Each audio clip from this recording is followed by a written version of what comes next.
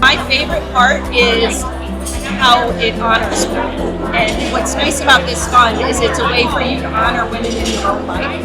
I've made donations for important women in my life to this fund, and it feels really good to honor them in that way because you know that you're helping women in the community with that honor.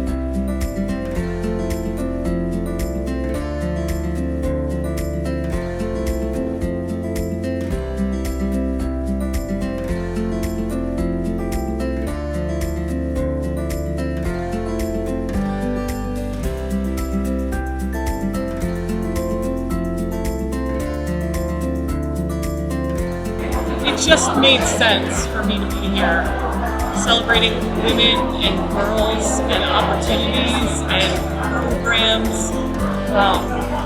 It just, with everything I do, I have a camp called Dream Think Basketball, and we have programs and scholarships for girls. And I see the impact that it makes when you have those types of things to offer, and that's exactly what they do here. And the resources they provide, it just made sense. Yeah.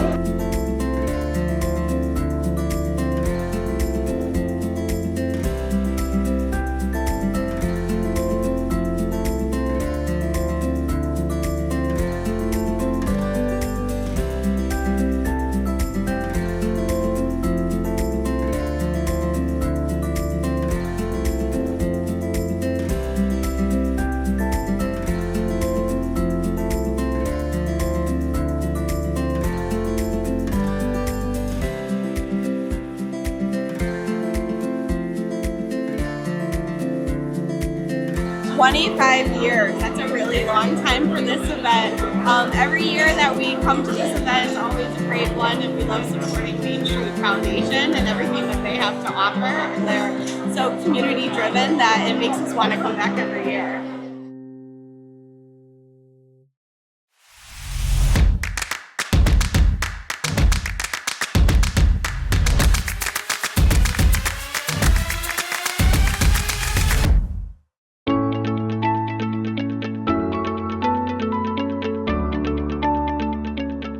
"25 years ago, before there was a bake sale, before there was a ballroom, before there were keynote speakers, a group of women pledged support, both of their time and money, to build something permanent. We didn't start with anything grand, a folding table, donated baked goods, a homemade sign. And the bake sale was only the beginning. Initially, in the beginning for the first event, it was very small, and we didn't have to have a large committee. From that belief, the Women and Girls Fund, and soon after, the Wonder of Women, WOW, event was born. The promise was to build the Women and Girls Fund endowment to ensure that there would always be funds available to meet the needs of local women and girls. It feels powerful in the room. All these women coming together to make something happen. Year after year, women showed up. Friends,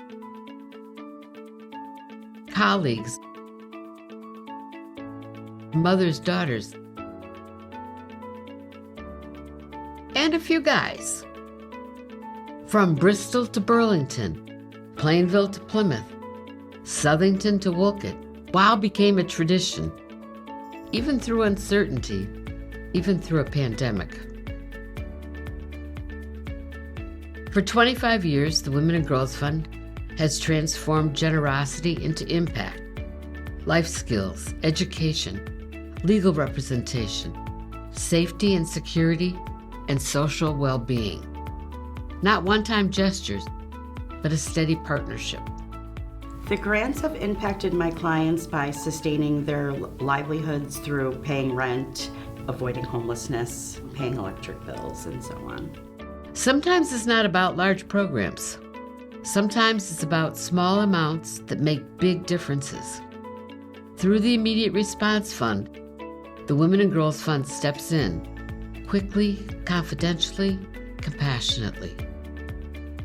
The Women and Girls Fund Immediate Response Fund provides a hand up for women and girls in our community. It's not something they apply for, it's readily available, and it's a strong suit of our fund.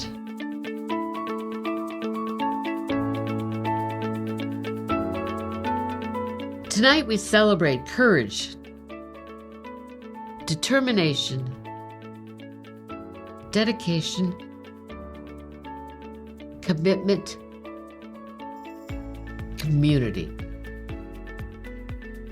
Because of you, thousands of lives have been impacted.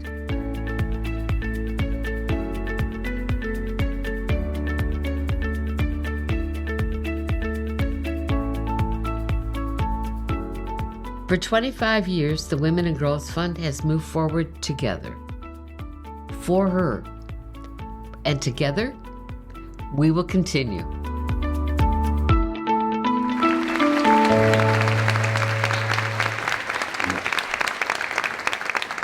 Thank you for being a part of this legacy. Without you, we could not have hit our 1 million endowment and almost close to 1 million of grant making, which is why a million reasons tonight we thank you for accomplishing almost over $2 million that go to some very worthy causes. And I don't know about you, but every time I see that video, I get a little emotional because it really impacts a lot of lives of women and girls. And without you, we couldn't do this. So again, give yourselves a round of applause and thank you so much for coming out and celebrating with us tonight. I'd now like to invite Janine Audette, one of our other co-chairs, to also extend some welcoming remarks tonight.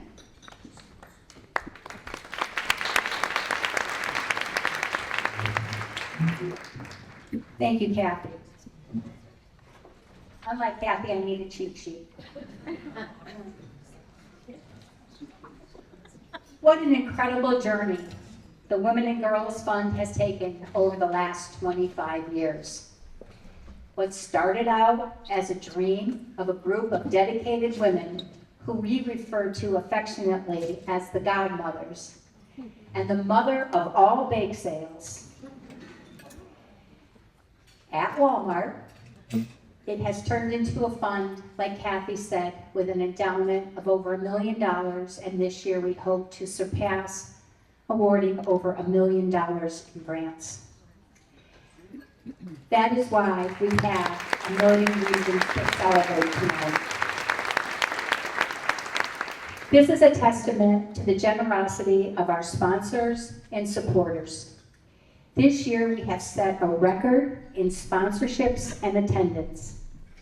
I want to thank our quarter-century sponsor, Barnes Aerospace, for their years of unwavering support.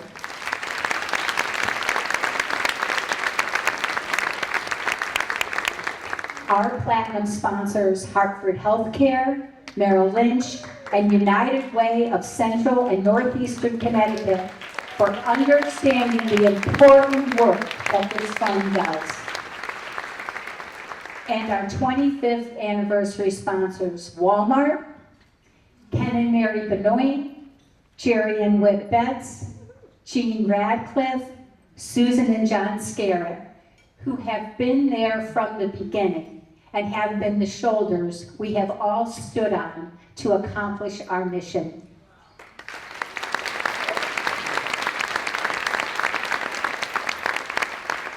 I too want to extend a heartfelt thank you to all our other sponsors whose belief in our passion and commitment has helped us reach our goals.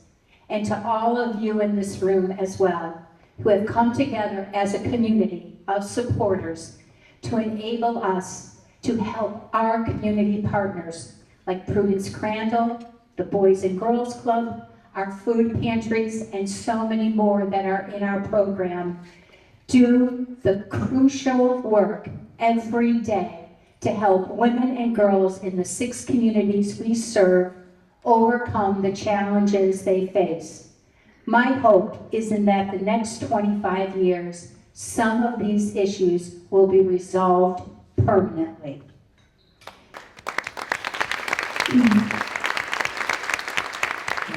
I want to recognize our elected officials here with us this evening. Bristol City Council Member Peter Kelly. Peter. Judge of Probate William Hamsey. And Plainville Town Council Member Quinn Christopher.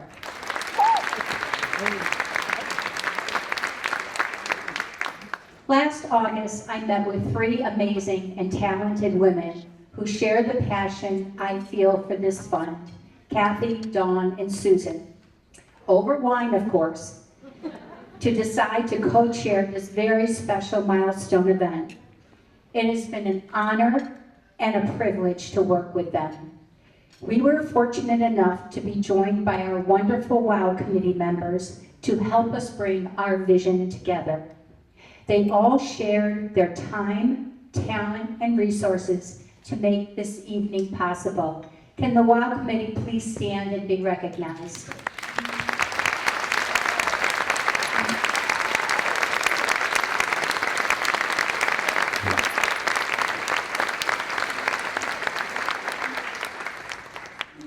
This journey will continue. It has to, for our daughters, our granddaughters, and our sisterhood who needs us. We all need not to squander the foundation of those that came before us built. We need to continue to lend a hand up and reach out to those in need. We hope you can support our Pass the Purse initiative, which this year is targeted for our immediate response fund, which you saw on the film. It is up to us to fight for solutions and champion the basic values of respect, dignity, and empathy. The belief that if you do unto others, it will pay off. As Mother Teresa said, yesterday is gone, tomorrow has not yet begun. We have only today. Let us begin. I would like now to introduce our new board chair, who despite the responsibilities of being a new mom, is committed to our mission, Morgan Murphy.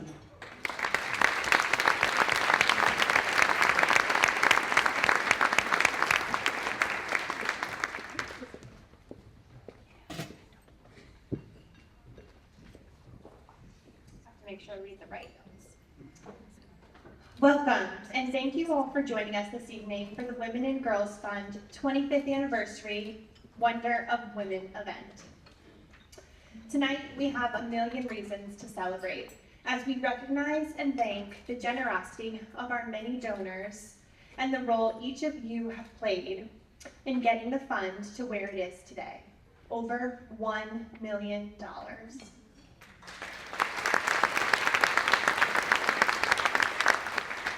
In 2001, a group of visionary women from our community came together to establish the Women and Girls Fund. They devoted their time, resources, and determination to one mission: to make it possible for women and girls to improve the quality of their lives by increasing awareness of the needs that exist for women and girls and the opportunities available. These women are known to our fund as the early leaders, and many of them are here with us tonight.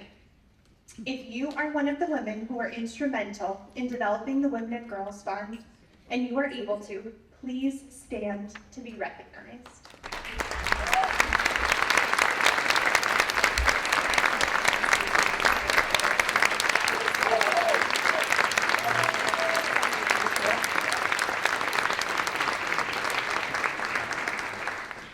Thank you. When the fund was established, the initial donations provided the foundation on which the fund stands today. We would like to take a moment to recognize the Golden Circle donors and the founders level donors. Their generosity of over $5,000 and $1,000 and more, respectively, helped establish our endowment. If you are a part of the Golden Circle or a founders member and you are able to, please stand to be recognized.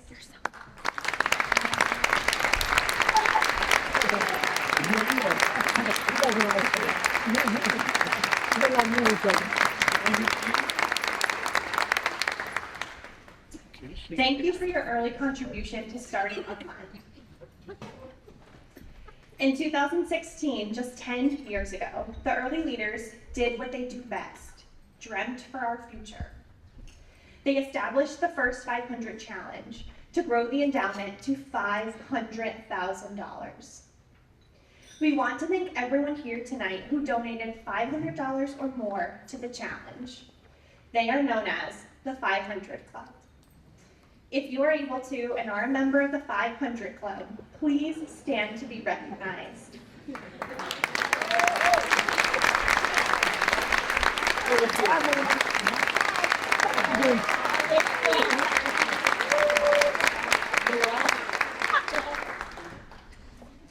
Thank you for your contribution to get us to the $500,000 milestone. It is incredible. Now, 10 years later, here we are tonight, celebrating our $1 million milestone. Lastly, we would like to take a moment to recognize the women who have supported the growth and governance of the Women and Girls Fund over the years. We are grateful to the many directors emeriti for their generosity and leadership. If you are able to, please stand to be recognized for your distinction.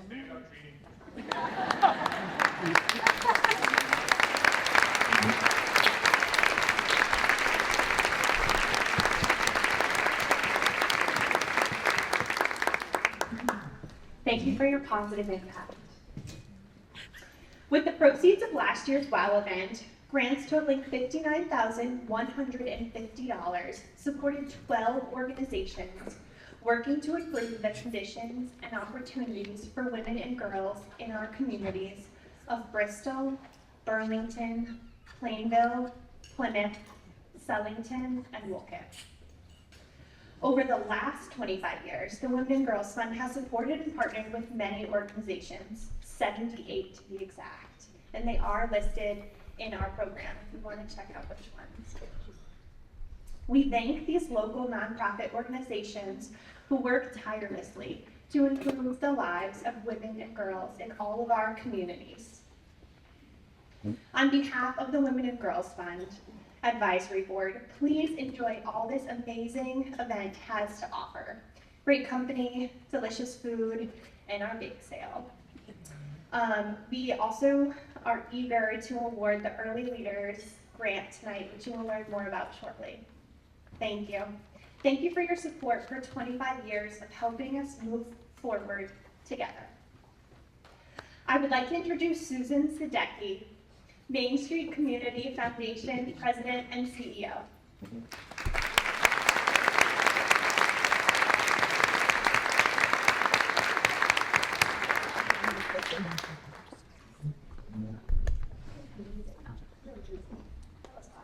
Wasn't that awesome? That was beautiful. Next generation, which is great. But there's like a little cheat thing here. I could be really tall. Wow, this is a great view. Look at all of you beautiful people. Amazing. All right, I have to be official though. Okay, so my sister's like doing this right now. Okay, good evening. I do have notes too. So on behalf of the Main Street Community Foundation Board of Directors, I also want to take the opportunity to congratulate all the donors and all the volunteers who have helped to grow and sustain the Women and Girls Fund for 25 years. A million thank yous to this year's WOW Committee, led by our co-chairs, and we'll say their names again, Janine Audette, Kathy Casson, Dawn Nielsen, and Susan Scarrett. My team knows I always do things alphabetically. They have combined, probably put in, 1 million hours to make this evening the mother of all WOW events. Those of you who know me well think I'm detail-oriented. You have no idea. Look around this room, okay? Look around this room. An amazing tribute to the beginning of the fund and hope for the future of local women and girls who will be empowered to take on whatever is needed to lead change in their own lives and change in their local communities. We speak a lot about legacy at the Community Foundation, and there have been a few people in our community who have taken an extra step to establish a named fund that will forever contribute to the annual grants that we award in our Women and Girls Fund grant cycle every year. Let us take a few minutes to honor these donors and present them with a small token of appreciation. Where's my partner in crime? Oh, there she is. So if you guys haven't met Dawn Nielsen, she has been involved with the WOW event for many years, and she is the newest member of our team at the Main Street Community Foundation. She is our new Director of Donor Services. So this will apply to you. If you'd like to start a named fund, you can talk to Dawn.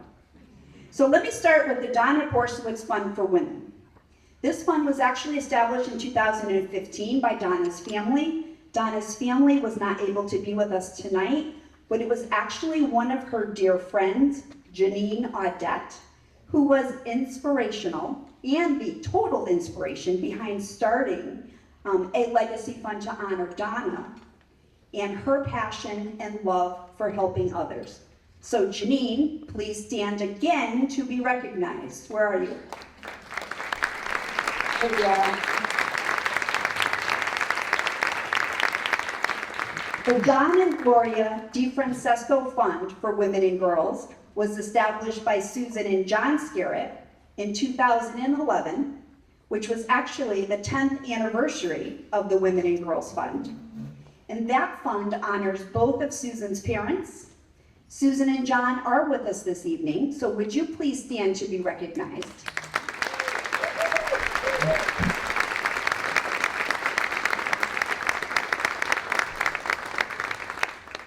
The Barbara Hackman Franklin Fund for Women was also established in that 10th anniversary year in 2011 by Barbara's family to honor her and all of her pioneering efforts to advance opportunities for women, especially at the U.S. government level, at a time in our nation when women held very, very few policy positions.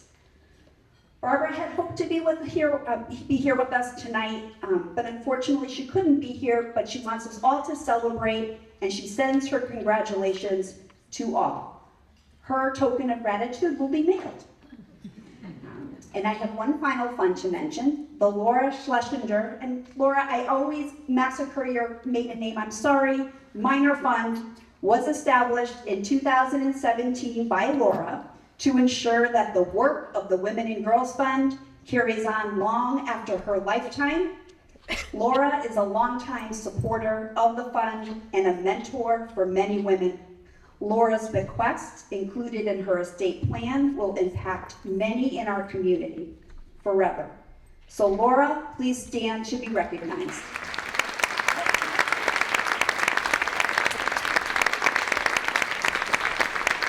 Thank you to all of these amazing people for caring so deeply for the future of women and girls in our local communities.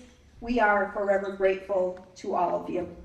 At this time, I have the great pleasure of introducing Susan Scarrett, again, an early leader of the fund. We're going to have you memorize with all these acronyms and things that we use here. She's an early leader of our fund, and she is going to introduce this evening's guest speaker.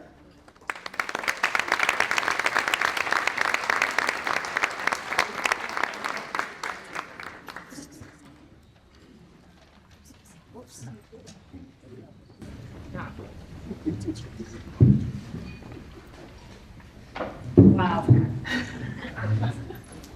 This is very emotional. Work hard, dream big. This is the motto and the work ethic that Carol Walters has lived by from her days as a standout teenager in high school, through her legacy career at UConn, and onto the professional courts of the WNBA. Kara is one of only 12 women in history to achieve the triple crown of basketball, an NCAA championship, a WNBA championship, and an Olympic gold medal.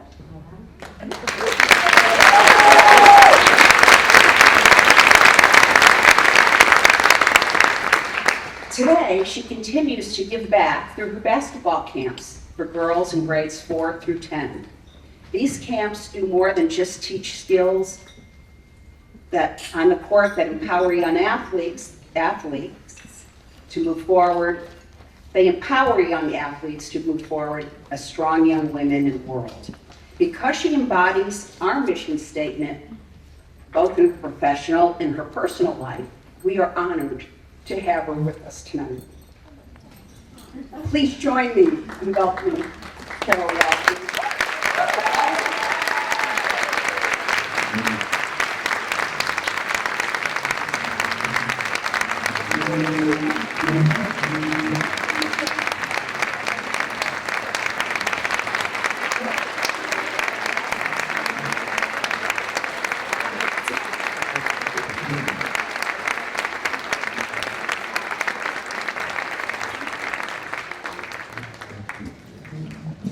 Okay, the very first order of business is moving this box. I do not need this box, that they all need it. Start with that. I also want to say the women in here are amazing for so many reasons, but one of them being they're so inclusive. They welcome everybody, even these guys over here. We had to sprinkle in a few men, ladies. It's okay, you know. This is an amazing event. The people who put this on, I run events, so I know what this takes. From everything from the bake sale to the food. Can we talk about that food was fantastic, right? I only have one issue. I think a guy put it out because there were no signs on the food. I'm sorry, guys. Things aren't labeled when they do them. That's just a female thing. So, but the food was fantastic, and it's just an honor to be here among so many people and fans and people I got to meet already. With the one exception of the person who thought I was Rebecca Lobo. I'm really sorry. I'm not Rebecca Lobo. But I will sign Rebecca's name for you later. It happens more often than you think. I get Rebecca into trouble. I always tell her that. I'm honored to be here, especially the 25th year of an amazing program. It just made sense for me to be here, to be honest. From my beliefs to everything that I've learned, the lessons through sports, and my Dream Big basketball camps. It's something where I realize the impact on the court and off the court. Basically, they're life lessons for the girls. It really doesn't have much to do with basketball, but it's really important that we have these programs, and I see that in basketball, so I know how important it is. So it just kind of made sense that we did this together. And my camps are called Dream Big. However, it was interesting to see that the fund had a big dream. Their big dream, when the fund started in 2001, their goal was to grant $1 million to nonprofits that service women and girls in the area. Dream accomplished. I do have to say, I think you need to dream bigger, because that was real easy.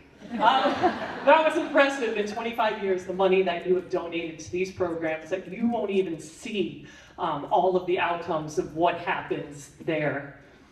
I'm going to start with a little exercise. Now, it won't be as good because there's so many people in this room, but we're going to try it anyway, because it has to do with my life. I'm going to say something. I'm going to have you repeat after me as quickly as you can, and then I'm going to ask you a question at the end, and you have to answer it as quickly as you can with the first thing that comes to your mind. We all got the rules? Okay. Ready? Pop. Pop. Pop. Pop. Pop. Pop. What do you do at a green light? Oh, what do we do at a green light? Listen, teachers, I'm sitting with teachers over here. What do we do at a green light? Oh, okay. I'm gonna give you another shot. You ready? Sill.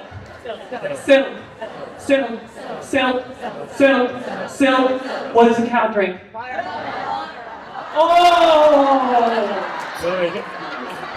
A cow drinks water and gives us milk. I got you. But the good part about that is it's going to prove my point. And I do this to show the kids at my camp, or I feel like anything that I've learned in sports is applicable to what I call the real world. And what I try to teach the kids is it's amazing how influenced by what we hear over and over again. You know the answers to those questions, right? But when people are in your ear telling you you can't do something, you're not good enough, whatever it is, you start to believe it.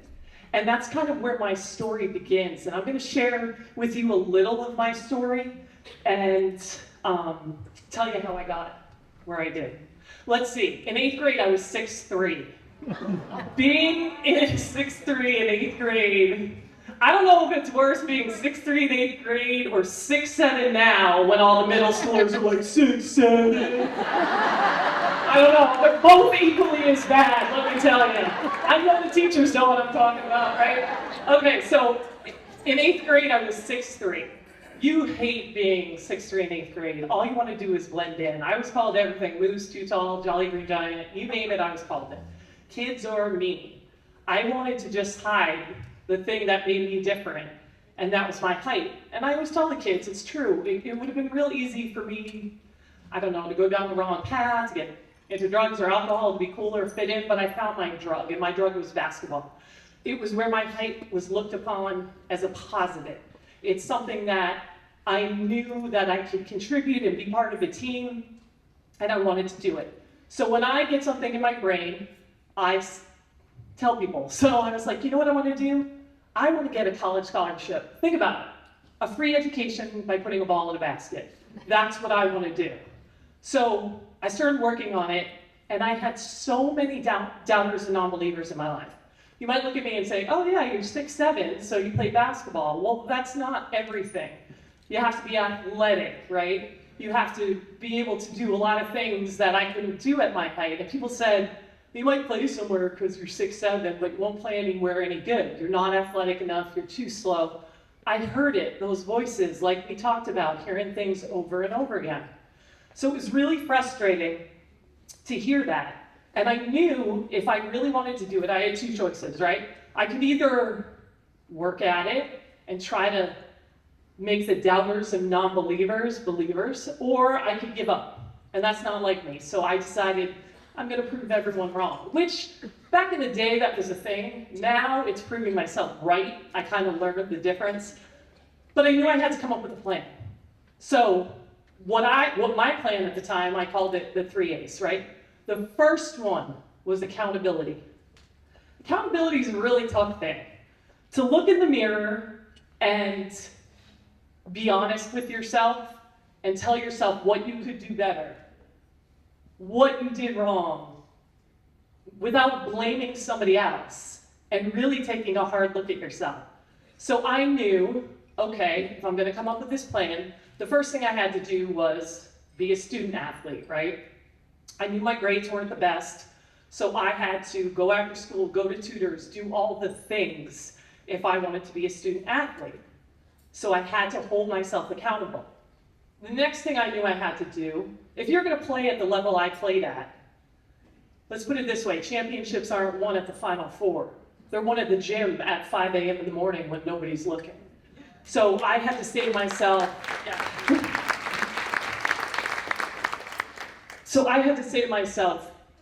was I the first one at the gym and the last one to leave?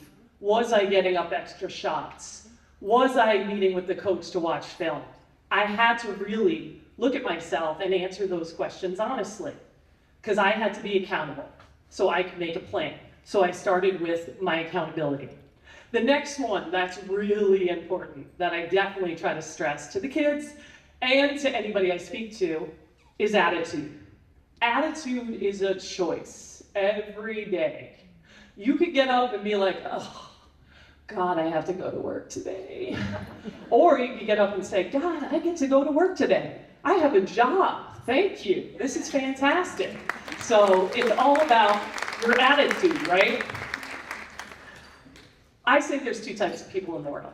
The first one, you might know one or two of them. They're negative. They're like, I don't want to be here today. They bring me down. Does anybody know one of those people? I'm sure you do. And you know what I call them? Eeyores. Yes, Eeyores. That is what I call that person. They just suck the life out of you. They're negative. They don't want to be there. They're complaining. I call them Eeyores. Instead, I choose to tell my kids, hang around the positive, goal-oriented, optimistic people. And what do you think I call them? Because you answered the first one. Tiggers, yes. So as basic as it sounds, I chose to surround myself with Tiggers. Even if it's one Tigger, right? Hang out with those people because that's contagious. They're bouncing over there. When I was on the Olympic team, we trained for a very long time. It's not you have a good tryout, you make the Olympic team. It's not like that. One day, we were in the Olympic Training Center in Colorado Springs, and the coach said, who in this room would be willing to play 1 minute if that's all I needed you to do to win a gold medal? My hand was the first up. Would you? Like 1 minute if that's all I needed you to do? I would have been second string water girl. I don't care.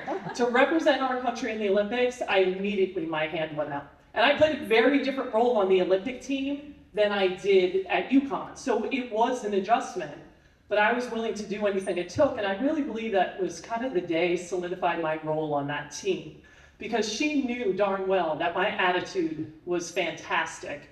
And whatever I could do to help, I was going to do. The last day is action. You have to come up with a plan. You can't just talk about it. I like talking about dream big, but you have to come up with a plan. Writing things down in a notebook, on a vision board. It sounds silly, but seeing it, there's something about seeing it up there, what your plan is, what your goals are. My father used to say when I was a teenager, it pays me now or it pays me later. And when you're a teenager, you're like, my dad's still such a dork. What does that mean, right? And my father talked about, and this is very applicable to this day and age, with the instant gratification generation, which I call it, right? My father used to say, it pays me now or it pays me later. So sometimes you had to sacrifice some things, like maybe not go to the school dance, or maybe, not do something because you have to go to practice, or I had to go to a tournament. And it's hard as a kid to see that, but it's important to know that if you don't have that instant gratification, if you don't see it right away, to stay with it, because sometimes the payoff is even bigger with the things that don't have the instant gratification. But trying to teach a kid in this day and age is very hard. I want to share a story with you that I thought was funny. I shouldn't say funny, interesting. I have been blessed playing basketball to meet a lot of people. A lot of my friends are famous, not name dropping, but Charles Barkley's my bestie. Just saying. I was told a story about Chris Rock. And I thought it was interesting because he said that he had a really old car that broke down every time he drove it when he was a teenager. So he'd break down and the car would be on the side of the road, and he would sit there and wait for somebody to help him, and everyone just drove by and nobody helped him. But what he did find is when his car broke down, if he got out of the car and started pushing the car, other people jumped in to help him. Because he started the process, he was working, he took action, and other people were willing to jump in and help him. And I thought that was really interesting story about we don't sit around and wait, we have to take action. So those three basic things helped me in my quest to do my goal, which was to get a college scholarship. So I went on to UConn. I don't know if any of you knew that, but which, by the way, I saw Gino and CD were in the video, so they have spoken, right? Well, I'm at the 25th one, just saying. See. No, I love those. I love those too. They're like family, they always will be. So I went on to UConn. I achieved my dream, getting a scholarship. I went on to all those things that she said. I won a national championship at UConn. I was National Player of the Year, Big East Player of the Year. Anything you could have won in college, I won it. And I don't tell you that to impress you. I just tell you what is possible if you work hard and you dream big and you don't listen to the doubters and non-believers, because I had it my whole career. But then, of course, me being me, my kids call me extra. I'm so extra. I wanted to represent our country in the Olympics. Not an easy thing. Again, years and years of playing USA basketball. And once again, I had to listen to the people say, you're not one of the 12 best players in the world. You're crazy if you think you can make that team. And here we went. Here we go. I'm going to prove people wrong. I played a very different role on the USA team than I did at UConn. I was the last one named to the team. I was, the 10th person off the bench.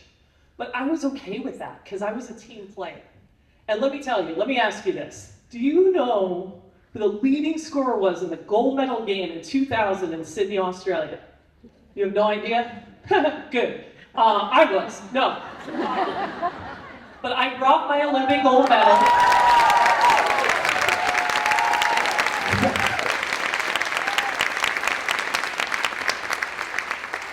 I brought that to show you we all get the same gold medal. It doesn't matter. Can you hold this? Because I don't want to drop it now. Can you hold this for the rest of the speech? Wait, he's a guy. Do I trust him? All right, here, let me give it to you. I'm sorry, sir. I'm sorry. I'm so mean. Sorry. So getting to the, I'm sorry, I'm joking, just so you know. So getting to the highest level taught me a lot of things. And going on to win all those things that I won, as far as the WNBA, UConn, the Olympic gold medal, I learned some other lessons along the way that I want to share with you because they are just as important. One of the first ones is failure. We all have to fail. It's really important. Try the thing, do the thing. I was the last one cut from the Olympic team in 1996. The games were in Atlanta. I was really bummed because think about the Olympics. You work 4 years of your life to get there, and then you're cut. And then you have to decide, am I going to do this another 4 years? It's not like next season you can try out for the team. And let me tell you, bless my mother. She's deceased now, but she would every day pray for just a little ankle sprain because I was an alternate on the team. So if anybody got hurt, I was in there. So yeah, my mom, I love her. So I was cut from the Olympic team in 1996 and I had to make that decision. Am I going to learn from my failure? Or am I just going to say, it is too much work trying for another 4 years with no guarantees? But clearly we see how that story ended. When I talk about failure, I try to kind of relate to people and say, think about lifting weights, right? We do it to failure. Why do we do it to failure? So our muscles grow. So it's really important that you do things to failure because it's going to help you grow. Oh, we got a cell phone over there. It's okay. That would be me. The next lesson that I want to talk about, and I encourage you all to go try to find it on YouTube. My friend and head coach of the Duke women's basketball team, Kara Lawson. Now, I didn't like her. She played for Tennessee, but eventually I came around, and she's a good friend of mine. But Kara Lawson has a fantastic thing on YouTube. And what Kara talks about is handling hard better. And when you talk about handling hard better, she says, don't wait for life to get easy. It's not going to get easier. It's not. But you have to learn to handle hard better. And her speech to me was fantastic. Any meaningful pursuit in life is going to be hard. And if you learn how to handle hard better instead of waiting around for it to be easy, you're going to be a successful person. So that was a big lesson that I learned from Kara Lawson. Another lesson was controlling the uncontrollables. There's a lot of things we can't control in life, right? But it's our reaction to them. It's what we do in response to that. And I'm going to tell you a quick story about my daughter. She would kill me. She knew I was talking about her. But she is a freshman playing basketball at Roger Williams College in Rhode Island. It was a big transition. Anytime you go from high school to college. She called me one day, like in tears, and I was like, what's wrong? She's like, Mom, I'm always last at the sprints. I can't beat anyone. Now, my daughter's 6'3". She's not as tall as me, but she's a big girl, like me. So she would get so upset about this, and I would just laugh, because I'm like, Sydney. Her name is Sydney, because I won my gold medal in Sydney, Australia, so her name is Sydney. So I said, stop focusing on what you're not good at. Work on it, of course, but stop focusing on it. Be the best version of you. What makes you different, Sydney? You're tall, right? Use that. I said, I'm going to write a book. My book's going to be titled, I was last at every sprint I ever took my whole life, and I have a gold medal, right? So, honestly, I said, don't dwell on what you're not. Work on it and focus on what you're really good at and do that to the best of your ability. So, and I also said to her, she calls me, oh, that's so dramatic at 19. She's talking about finals right now too. And I said, you know what, Sydney, you worry an awful lot for a person who has figured it out every single time. And it's true, we worry so much. But yet, all of us seem to figure it out in one way or another. So, controlling the uncontrollables is something that I have taught Sydney, and it's something that's a really important lesson. Now, I'm at kind of the next chapter of my life. I don't know if anyone watched, but I used to work for SNY, Sports New York, for 15 years. I was the in-studio analyst for the UConn women. It was my favorite job. I worked with my favorite people. And unfortunately, Fox Sports came in and bought the rights to the whole Big East Conference. So we lost the rights to UConn. It was very upsetting. Change is very uncomfortable. And the whole situation made me very uncomfortable. I was just used to going to work, I worked in New York City. I traveled 3.5 hours every game. I loved it. But then the change came, and it's inevitable. You come to the next chapter of your life, but change is uncomfortable. And I'm in that uncomfortable stage right now, but I'm okay with it. And one of my favorite quotes, which is so funny that it doesn't come from an athlete, is, comfort is the enemy of progress. You know where that comes from? Believe it or not, P.T. Barnum. But comfort is the enemy of progress. And it's true, because I'm in this uncertain, uncomfortable time, and you just really have to face it head on. So I'm trying to pivot right now. Am I doing the business side of sports? And I'm learning from a lot of people who are in different fields, and it's scary, but I'm starting to take the jumps. And it's just part of life, and you have to do it, and I encourage, like I said, everything from the kids to you guys and anything. Everybody's got to go through change, and it's scary. And the funny thing is, I used to coach, and the young kids that I coached, for those of you who don't know basketball terms, we used to have a term for the young kids, and it was don't turtle, pivot. Okay, now this sounds funny, but when you're playing basketball and you have the ball and you've lost your dribble, when they're 5 years old, they all go like this, and then 5 defenders smother them and they lose the ball inevitably, okay?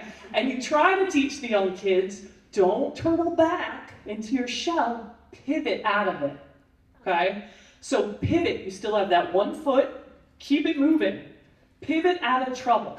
It's the same thing with my transition right now, with anybody's transition. When you get stuck, don't turtle, pivot.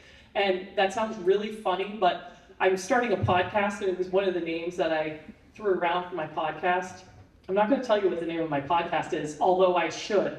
but it's not always appropriate. It's called OFK, Now What? I'm gonna let you figure out what that means. OFK, Now What? And it's a story about all my friends who are professional athletes that stop being in the spotlight and stop being a professional athlete, and then they have that moment of like, oh gosh, now what? How do I transition? How do I pivot? And some of the stories are very interesting to the people that I'm talking to. Kelly Schumacher played at UConn, played in the WNBA, now she owns a Tall Girl line of clothing. So it's really interesting the stories that I'm getting to interview with these players, and we've all been in the same position, whether you're a professional athlete or you're leaving whatever career you're doing, you have that moment of, oh, now what am I gonna do? And so my podcast is really exciting. I'm enjoying doing that. Another lesson, being unique is your superpower, okay? It's really important. For any girl, woman, anybody out there who feels too much of something, I'm definitely loud. So too tall, too loud, too ambitious, those things are actually your superpowers. They're your strengths. Play up to those and don't try to hide it.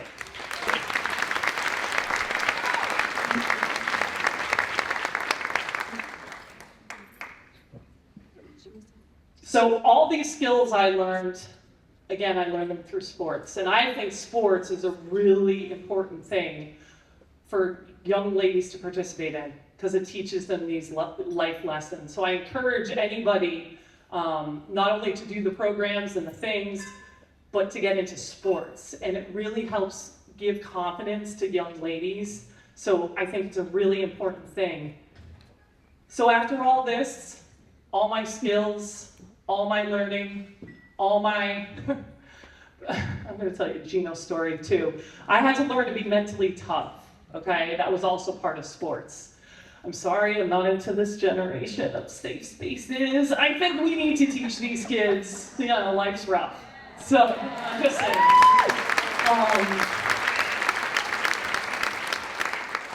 So the mental toughness is important. In my freshman year, playing at UConn, Gino would get on me all the time. And actually, Rebecca used to say, oh God, I was so glad when you got here, because I used to be the worst post player in America every day, and then you got here. So he was rough on me. So one day I went into his office crying, and I said, why are you always on me? Why are you always yelling at me? And he said, Kara, it's all about perspective, because let me tell you, the day I don't yell at you is the day you should worry. You have no potential, I'm not gonna waste my time, so the day I don't yell at you, you should worry. I was like, that man loves me! So I learned a lot about mental toughness, perspective, and all that from the greatest coaches in the world, and I will forever be grateful, even though people are like, oh, they're always on you. Yeah, they're on us for a reason. And it's made us tougher, stronger women. So I want to say what this evening is about, right? The women, the girls, the people that put it together and do, I mean, I can't even list everyone's name because it's unbelievable what you've put into this, the heart, the soul. I think too many women and girls compare themselves to other people, and that is a problem. You can't compare yourself to anybody. Be a trailblazer, you know, blaze your own trail, find your passion, what you like to do, so life never feels like work because you're doing your thing. I think that's important for the young ladies. I always say be loud, be you, work hard, use your superpower, dream big, and believe in yourself. And those are my messages.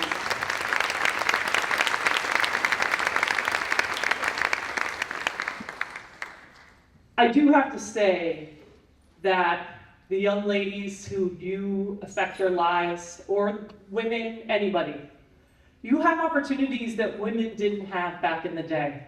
Take advantage of them. The women that came before you kicked down the door so you could step through it. Walk through with confidence knowing you are prepared. Some of that coming from programs such as this, that you support people. you support girls to ensure they have many doors to walk through. And that's really important and commendable, and I thank you all for empowering young girls and women. Really important.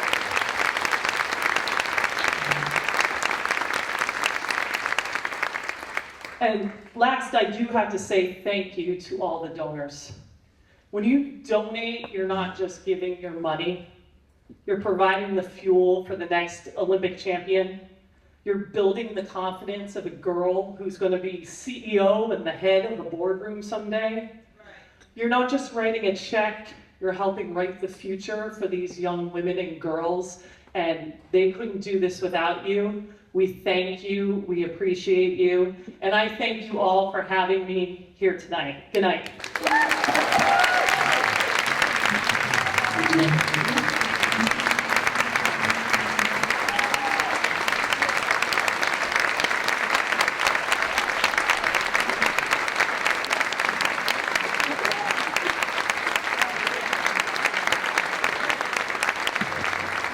All right, thank you, Kara.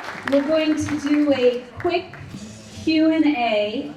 I did tell Kara I'm not an Erin Andrews or a Tracy Wolfson, but we're going to give it our best shot. So have a seat, because I'm going to start us off with the first question. The knees aren't what they used to be, so I might not get off this chair once I get down. Just so you know. No problem. Okay. All right. Here's the first one. Ready? Wait, Kat, What? does Kara need a mic? We're going to share this one, and that's the one for the audience members. That's so nice. Yes. But thank you, Susan. I got it. She always has to be in charge. All right, here we go, Kara. Question number 1. Many U.S. Olympians talk about that medal, and in your case, a gold medal, and the feeling when it is placed around your neck. They have also discussed the special places they keep their Olympic medal. Their favorite sock drawer, underwear drawer, or under their mattress. What special place do you keep your medal? It's so sad. Everyone's like, you should keep it in a safe deposit box. Don't want to do that, because I like bringing it around to the young ladies at the camps to see it, to feel, I mean, it's a wreck.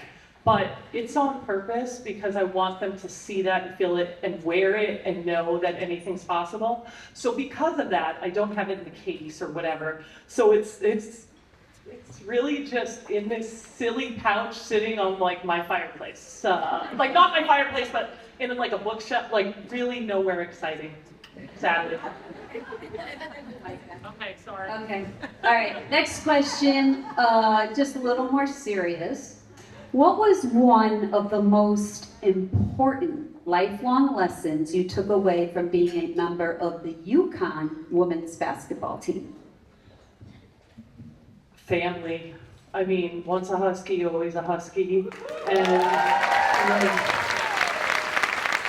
And you do anything for your family, you're loyal, your teammates for life. And honestly, those are the things I take away, not the... I couldn't tell you what game. There's only one game my whole career, honestly, I could tell you about. I don't know why. I had 31 points in the Final Four in the semifinal game against Stanford. That is literally the only game I could tell you because, well, that was kind of important. All right, now questions from the audience. And Whitney, are you going to help with the mic? Okay. Who has a question? Nobody has No questions. Kara, I guess that, okay, right here, over here, Whitney, we have a question.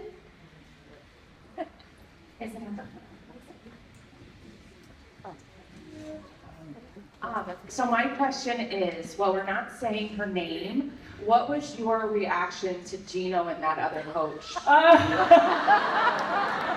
That other coach was my point guard on the Olympic team, actually.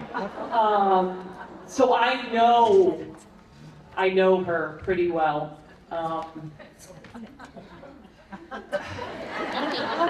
No comment. No, all I have to say about that is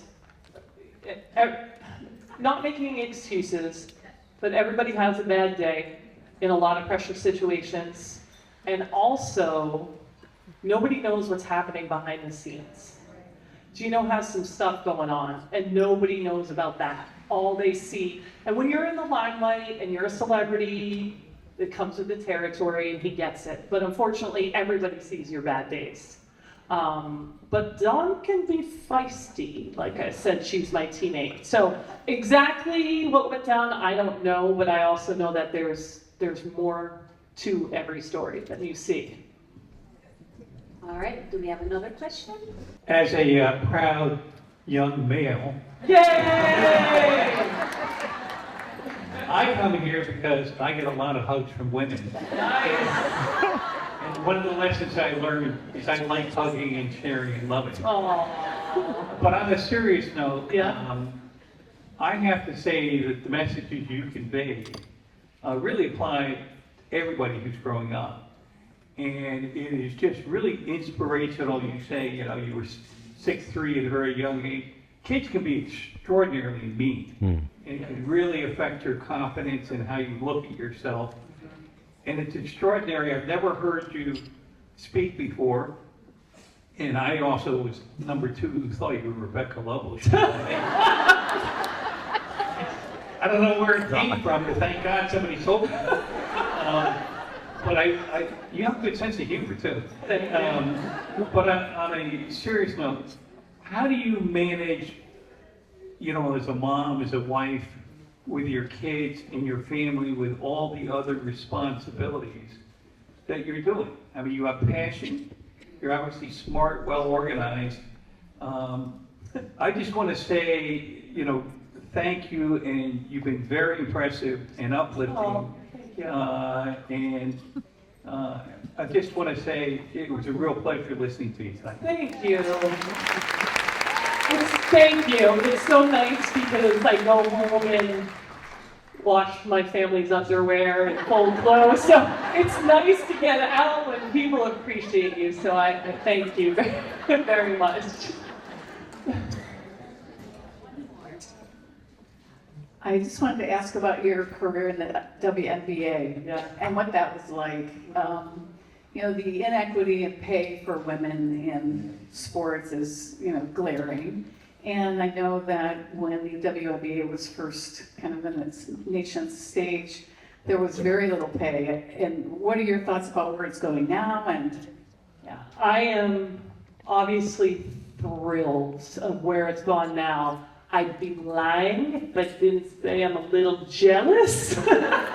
Could have had a lot of money between nil deals and the WNBA.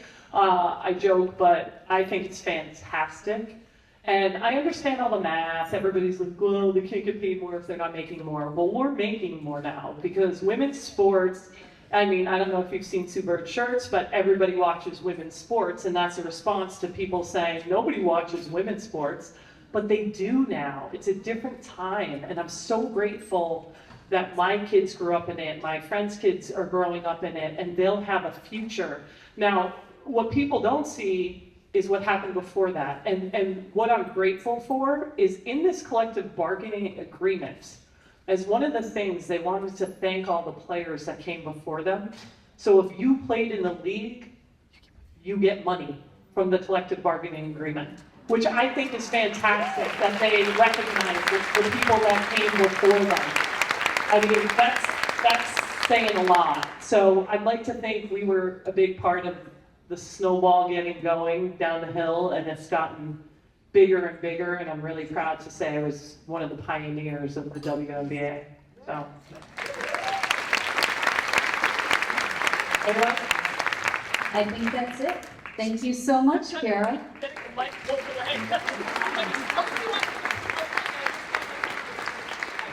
She got her midlife crisis tattoo. It's the Olympic rings. No, I got this at the Final Four because with me, like doing all the little things like washing underwear and stuff, every now and then you have to remind yourself what a badass you are. So I figured if I look in the ring, I'll remember. You just have, so on each table tonight, you'll find a little purse. We encourage you to pass the purse around the table and donate whatever you can to help your neighbors. Tonight, all the money raised will benefit the Women and Girls Immediate Response Fund. As you saw in the video, these grants provide support to local women and girls who are in need of immediate assistance due to a particular life situation or financial hardship. Please give what you can.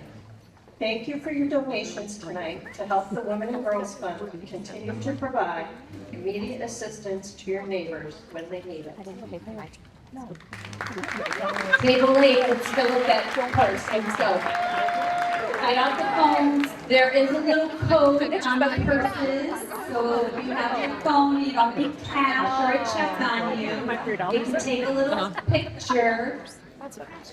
Fill up those purses. Remember, it's for our immediate response fund. And now, I would like to invite Jean Brown, one of our early leaders, to the podium to present the Early Leaders Grant to one of the 3 finalist organizations. But before we do, we want to thank Jean for all her hard work and efforts. 1, for being an early leader to help us, and without her and all the other early leaders, we would not be here this evening. And 2, she led the efforts in this Early Leaders Grant, and she will talk to you a little bit more about that. And then in a few moments, we're going to find out who the final winner of $2,500 is.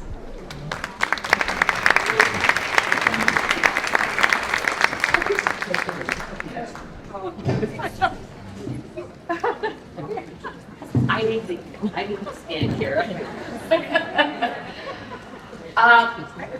Well, I really wasn't prepared to speak about my role in the Early Leaders. There was a very dedicated group of women who devoted time, energy, and funds to create a permanent endowment at the Main Street Community Foundation to ensure that there would always be funds available to support the needs of women and girls. But tonight, in recognition of those early leaders, the Women and Girls Fund has decided to give an Early Leaders Grant of $2,500 to one organization and 2 grants of $250 each to 2 other organizations. These organizations represent a small sampling of the many nonprofits we've worked with over the years. I think you heard that there's 78, to be exact. We thank these local nonprofits who work tirelessly to improve the lives of women and girls in Bristol, Burlington, Plainville, Plymouth, Southington, and Wilkin. We invited our historic grant partners to apply for the Early Leaders Grant by answering the following question. What is one innovative thing that your organization will implement to create lasting change for women and girls over the next 25 years? The Women and Girls Fund Early Leaders were invited to review the submissions and vote on their top choice to receive the grant. The following 3 organizations were chosen as finalists. Boys and Girls Club of Bristol,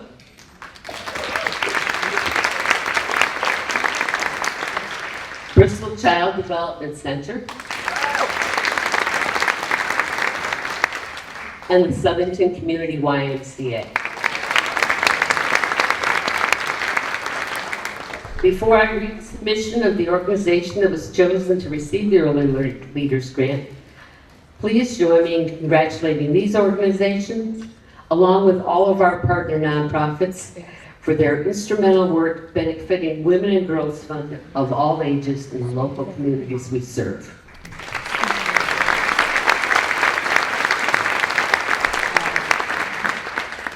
All right, this is the winning proposal, the submission.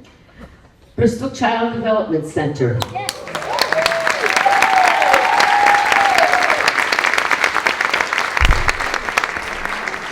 Hope expand our existing Little Chef program by launching a Girls Garden to Table Leadership Initiative designed to empower young girls while engaging the women who support them.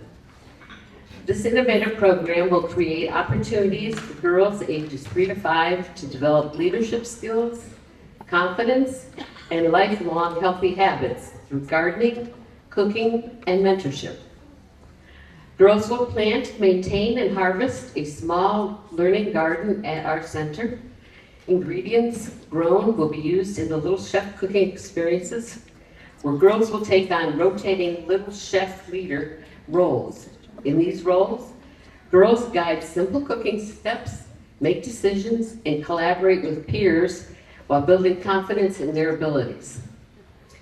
Women for the community, including chefs, gardeners, nutritionists, and local leaders, will be invited to serve as guest mentors, sharing knowledge and modeling leadership for girls. Mothers and female caregivers will be engaged through family garden days, shared cooking activities, and take-home recipes that allow girls and caregivers to prepare healthy meals together. Each year, the program will directly impact 20 to 30 girls enrolled in the Bristol Child Development Center while engaging their mothers and caregivers in meaningful learning experiences. By introducing leadership, nutrition, and environmental stewardship during early childhood, we will build confidence and skills that positively influence girls' health, education, and leadership potential for years. Our goal is to establish a sustainable program that will continue to grow alongside the girls and women in our community for the next 25 years, thus impacting even more females over the years.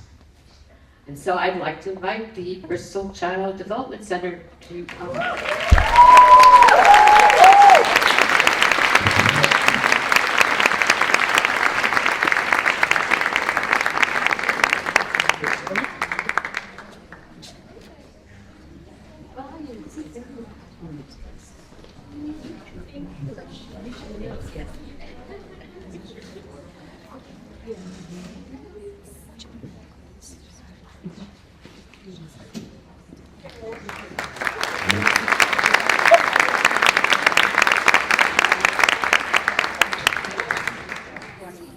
And we'd like to invite our other two winners, the Boys and Girls Club of Bristol and the Southington Community YMCA, to come forward.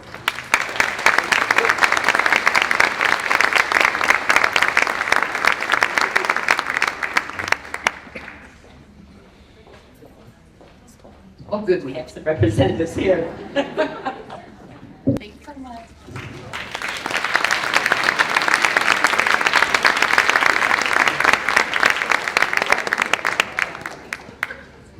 That was my part. Where are all the early leaders? If you could stand. All the early leaders. The bake sale people.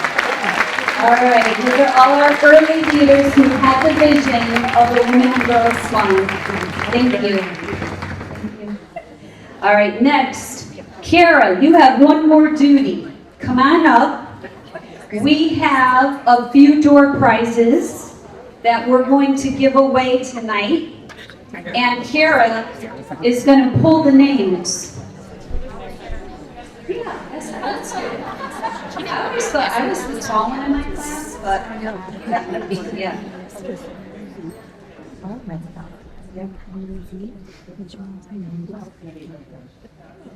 All right, it is Lori Simoncelli. I hope I said your name right, Lori. All right, Lori, congratulations. Next one is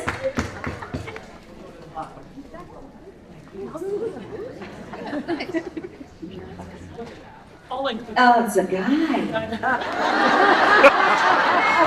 Larry Miner.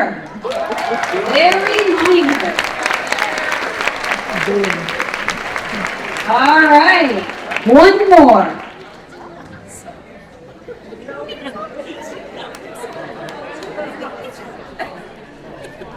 All right, they told me I have another one. It is Gabby Vicente. Gabby.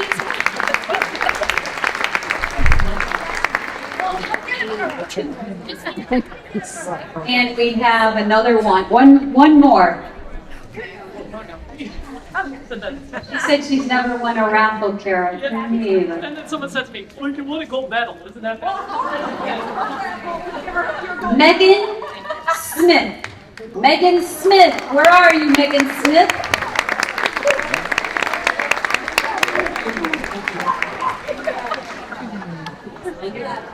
She left? Oh, we go to the next one. These are the rules, Kara said.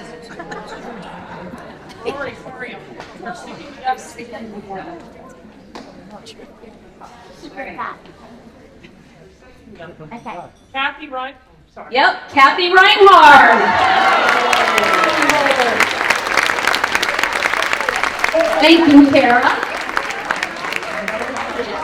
All right, before I wrap it up, a couple of housekeeping. First, we'd like to thank Keelan, our official photographer for the Main Street Community Foundation, for taking all these lovely photographs tonight.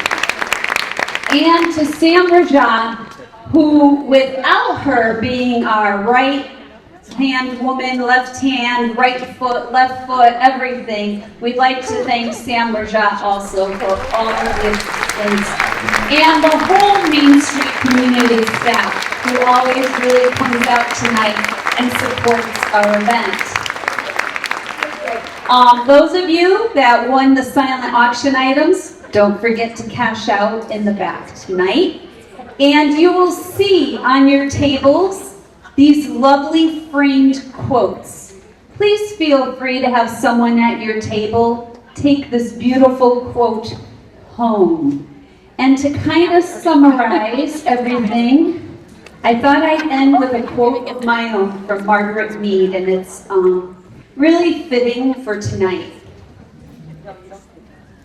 Oh, and before I say that, the bake sale will still be open after the event if you want to go grab something. So our final thought to leave you with, and again, thank you all for coming out and supporting our 25th silver anniversary for our WOW event. Never doubt that a small group of thoughtful, committed individuals, and in this case women, can change the world. In fact, it's the only thing that ever has. And thank you for helping us with that vision. Have a great evening, and thank you so much for coming to our 25th anniversary. Have a wonderful evening. Thank you.